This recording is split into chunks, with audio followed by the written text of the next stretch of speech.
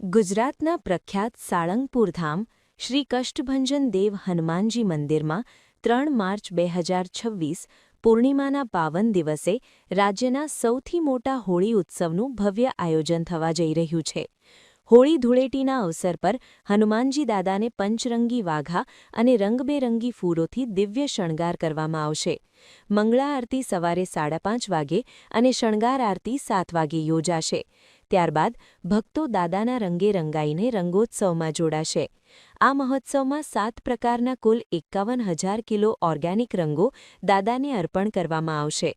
મંદિર પરિસરમાં 70થી 80 ફૂટ ઊંચા 500 કલર બ્લાસ્ટ, એર પ્રેશર મશીનથી રંગોની વર્ષા, 100 રિબન બ્લાસ્ટ અને રંગીન ફાયરવર્ક્સથી આકાશ રંગીન બનશે. સાથે જ 10,000 ફુગ્ગા આકાશમાં છોડવામાં આવશે. હોળી રમ્યા બાદ નાસિક ઢોલના તાલે રાસની રમઝટ જામશે અને હનુમાન ચાલીસાનો પાઠ કરવામાં આવશે.